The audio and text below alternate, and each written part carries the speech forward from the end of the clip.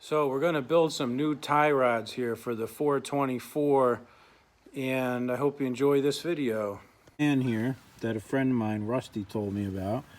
And first what we're going to do is we're going to measure the distance it is between the centers of these existing old school tie rods, which I have a couple of these things laying around just for comparison's sake. And it appears to be 9.5 inches on all of these things.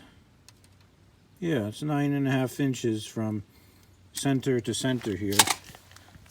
This one here is actually off the $25 812. It was just totally bent and junk.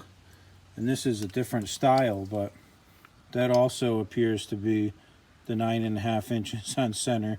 And that just uses a 3/8 rod that's threaded for modern ball joint ends. And what Rusty had told me that I should do is take a piece of pipe and weld a bolt in it. So let me show you what we're going to do. I bought a piece of pipe here at Home Depot, and they don't stock it. It's 3/8 inch black iron pipe. All they stock it in is 6-inch or less nipples. I bought a 3-foot long piece. But here's the deal. It's supposed to be 3/8 inch inside diameter, and if I measure it, it's more like a 1/2 inch. And I bought some 2-inch long 3/8 24 bolts. And what Rusty had said to do was basically cut off the bolt head, put it inside the pipe. I'll put it in backwards so you can illustrate it. Weld it around there, and then you put those ends on it. But the problem is that there's a lot of play in there, because if I actually measure the inside diameter of this so-called 3/8 inch pipe, it's actually got a 1/2 inch inside diameter when it's supposed to be 3/8. So I don't know if I have a crappy pipe that's just a piece of junk, or if that's just the way it's supposed to be. Maybe I really need like a 1/4 inch pipe and not a 3/8 inch pipe. I'm just not sure. But anyways, that's what we're going to do. We're going to make it so that we have about 9.5 inches between what would be where the new ball joint end is going to go on to the other side. So let me get the ball joints and we'll figure this out. All right, so I got a nut here, a 3/8 24 nut, which we'll need. And I bought a whole bunch of these on eBay here. They were cheap. They're like 4 for $20. So they have a 3/8 24 thread inside and outside. So what will happen is that ultimately this thing will thread into the ball joint here. And again, I'm going to cut this head off the bolt there, but you get the idea. And then I got some 3/8 24 nylon lock nut jam nuts, which is what the original tie rods had on there, and they will go on the bottom here. I got these 3/8 24 jam nuts at McMaster Carr. Can't really source them anywhere normal, but they're going to go on the bottom of this, which is what they did on the original one. So let me see how deep these threads are inside of here. It looks like they're probably about 1 inch deep, and no one says I have to thread the thing in the whole entire way, because I'm not going to be able to because of this nut on there. If I had a bolt that had more threads, it would be different, but I envision that I'm going to saw this head right off flush with the top here and basically put most of this whole entire shank part into the pipe, and then we'll weld it right before the first thread so that we have as much threads as possible.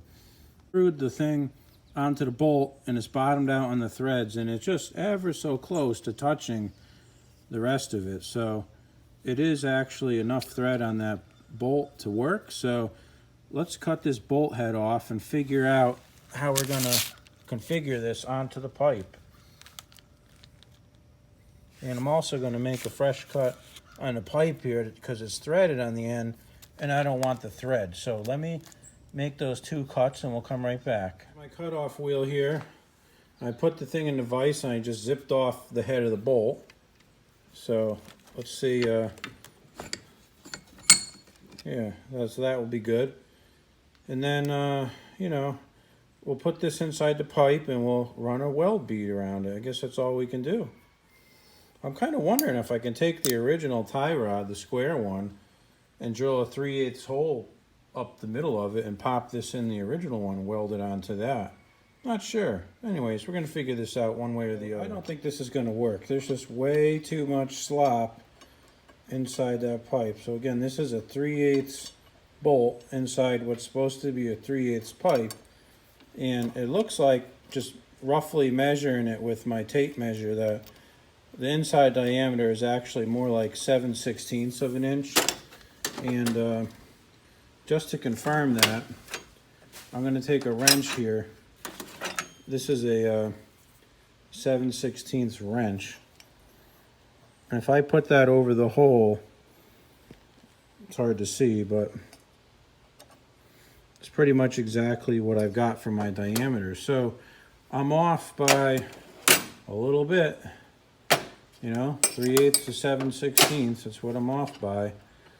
So I'm off by a 16th, and the other problem is that what's a so-called 3/8 bolt here isn't really 3/8 either. It's actually smaller than 3/8. If I take the 3/8 wrench and put it on here, I mean, it's real close, but it's a hair smaller. So you got two things that aren't what they're supposed to be. I'm not sure that I could weld that in there properly.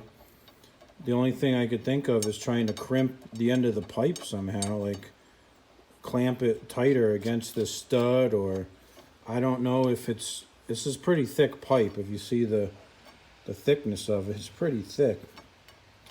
And I don't think that I'm going to be able to clamp that. If I put it in the vise and try to squeeze the vise, I don't think that's going to happen. So I'm not confident enough in my welding abilities to be able to center this in the hole and weld it. Just not. So what I was thinking before is, like, I could wrap a couple rolls of electrical tape around here, and then that will make it tighter, and I can shove it in the hole and I can start welding it with the tape on there, and it'll just be centered into the hole. Maybe let's try that. Let's get some tape and let's give it a shot. So I just wrapped some tape around there. Yeah, that's gonna work. I could do that. Oh, I'm an idiot because I wrapped the tape around where the threads are too much. I gotta lower it down a little bit, but you get the idea. That will make it tight into the hole, and at least that will allow me to hold it in there and have it pretty centered and put a bead of weld around it. So I'm gonna take it out. It's pretty centered. I think it's good enough for this job. So if I could weld a bead around there, tack it in there, I think it would be good. Problem is it's raining out right now, so I can't weld. I gotta wait for the rain to stop. I don't wanna weld in the rain. And I can't weld in my garage because I have too much crap in here. Put a pair of vice grips around the bottom of the pipe. I'm just gonna come over here and try to weld this sucker in there. And we'll see what happens. The electrical tape idea doesn't work, and the reason is that you have no ground between the bolt you're trying to weld and the pipe. It's basically caused it to be completely insulated from the pipe, and you start welding across it and it hits this and it just stops. And the thing in the pipe was a lot harder than I ever expected it to be, and the reason is that you have such a small area to weld onto, only the thickness of that pipe. It's not really the prettiest looking thing, but it's very strong. I ended up putting the pipe in a vise and having to hit this threads with a die because I hit them with the welder a little bit, and it's on there and it's secure. So this ugly one I'll put in the inside under the tractor where you won't see it. So now what we got to do is figure out, you know, approximately how much length that thing adds onto it from the end of the pipe until the tie rod end. So it looks like it's about 1 7/8 inches. So basically what I'm going to do is figure out where I need to cut this so I get my 9.5 from center to center. That's my next point. So we'll cut that wherever that has to be, somewhere around here probably, and we'll try to weld one on the other side. It's going to work, but I went back to having the tape on there, I just put this little jumper wire from the stud I'm trying to weld down to where my ground clamp is, in the hope that that will put continuity in both pieces of metal. And what I did with the other one is I took a piece of copper wire and I like put it down like this as two little shims around there. Just very hard to do. And I'm hoping that if I weld it in the vise that I can have more control over what I'm doing. The other thing I forgot to mention is that you got to file off all the zinc around where you're going to weld, because you can't weld to that zinc plated crap. So let's give this one a shot. Doing it that way with that jumper wire. It's really hard to weld on this because you have a very small surface, and it's almost like I got to turn my feed rate down on the welder, but it's kind of a big glob of crap, but it's strong, I can tell you that much. So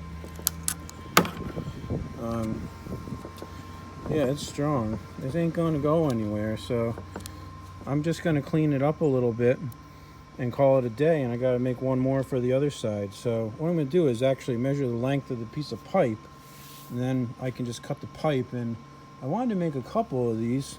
I wanted to make some for a friend of mine that needs them for a 432 also, but I think once I do a couple, I'll get the hang of this welding.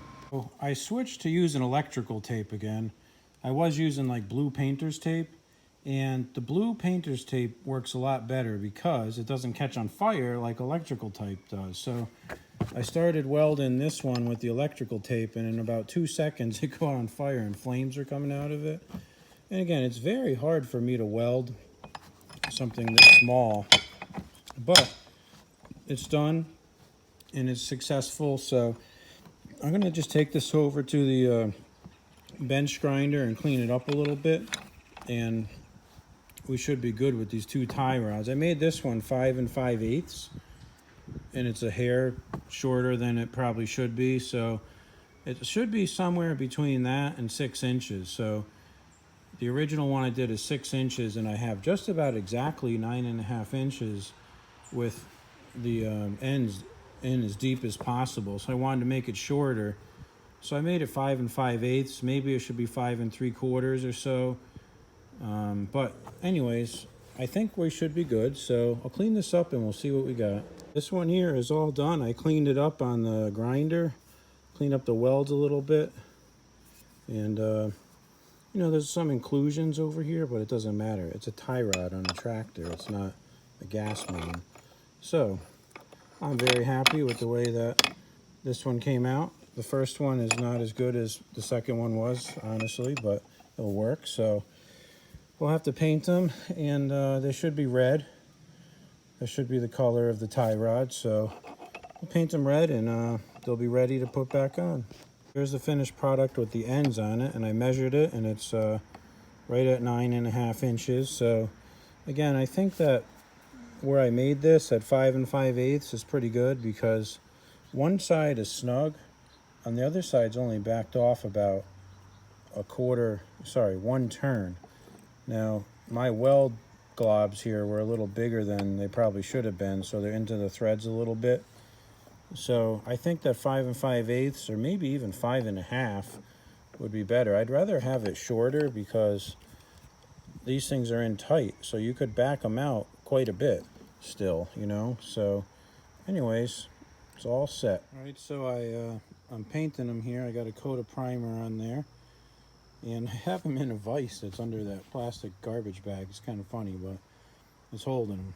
So anyways, we'll wait for that to dry, and we'll put some top coat on. So I got my two tie rods done and painted up and ready to install. They're both set at 9.5 inches like the original ones were. This end here is a little bit different than the other three, so I'm going to put that on the inside of the tractor where no one sees it, and then on the outside you'll see two that look the same. Now I got some jam nuts that will go on here, 9/16 nylon lock washer jam nuts, so let's put it together.